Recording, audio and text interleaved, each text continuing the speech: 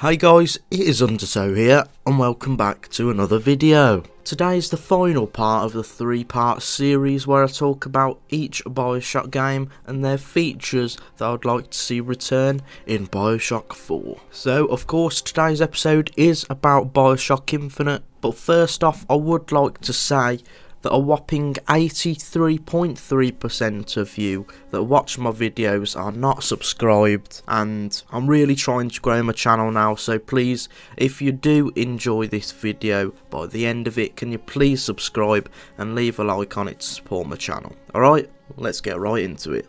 So first off, I'm going to touch up on something that I said in the last episode, and that is gameplay. BioShock 2 improved the great gameplay that you got from BioShock 1, and it seems like BioShock Infinite improved even on that. But I only do believe that it improved on it in some ways. I think the gunplay in BioShock Infinite is the massive improvement that they made.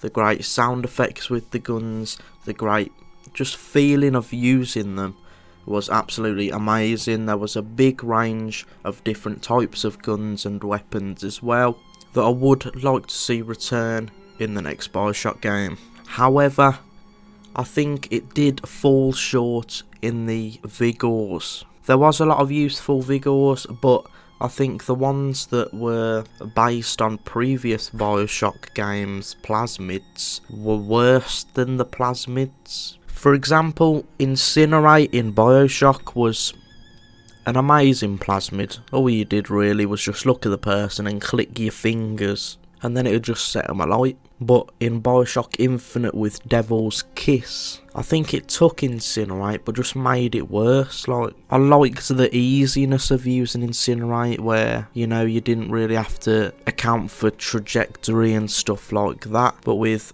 Devil's Kiss, you know, you threw this fireball where, you know, you could miss if the enemy moved. So I definitely preferred Incinerate over that. So I think a more plasmid kind of system should return over what we've known in BioShock Infinite with the Vigor system. However though, I do of course think that the guns in BioShock Infinite were the best. You know, great models, great sounds, great feeling and everything like that, and just cool weaponry like that should return in the next BioShock.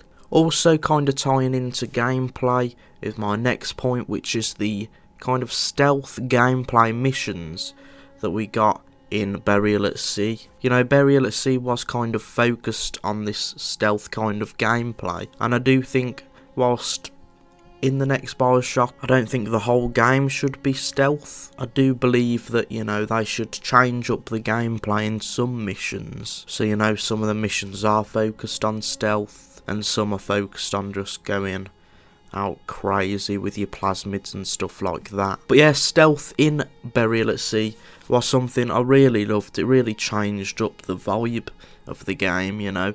And like, if you know, you kept this horror vibe with the next game as well, I think that mixed with stealth would give it even more of a scary kind of vibe, you know. If you get caught, you get scared out of your mind. Who knows, there's a lot of opportunities that they could do with this stealth kind of gameplay. And although you really couldn't get seen in the first BioShock game, it does kind of remind me of when you first saw a little sister and Big Daddy, where, you know, you were walking above the little sister, and it just felt really stealth kind of like. So yeah, anything like that really in the next BioShock would be great.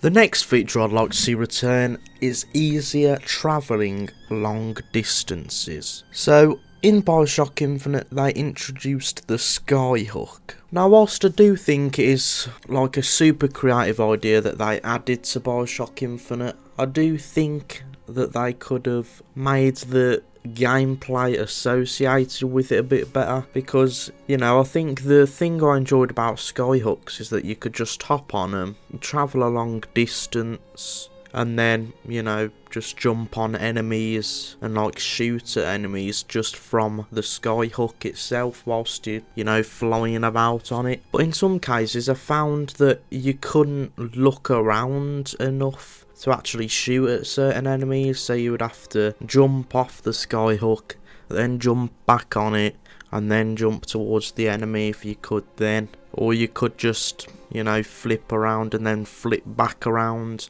But that just, you know, it really slowed down the kind of flow that I really wanted with the gameplay. But I think the Skyhook was a great idea for getting around easily, and it could have been a great way to improve the gameplay as well.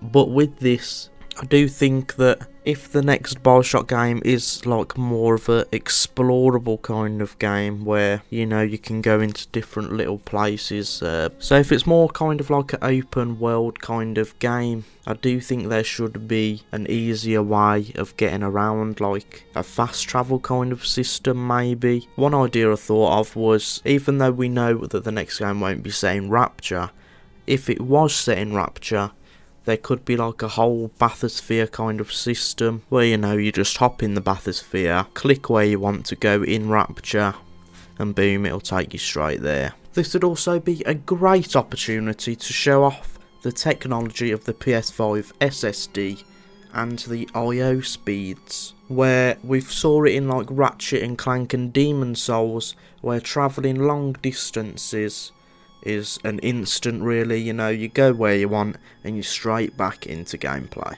Finally, which I should have really talked about in the previous episodes as well, is the soundtrack. The soundtrack for the whole series is amazing. It always fits in really well with the setting and the time frame of the games, and it really helps build the world immersion, and, you know, perhaps for some people it may even bring nostalgia, even if, you know, you weren't old enough to listen to the music in the time it was released. Some of the music as well really fit in well with the story of the game. For example, BioShock Infinite, you had the Barbershop Quartet singing God Only Knows. Now, you know, at first you might think, oh yeah, that's a cool little thing, but then you realise that at the time BioShock Infinite was set, that song actually wasn't released yet, so it kind of gives you an idea that maybe not everything is as it seems. BioShock is known for its great soundtrack as a whole.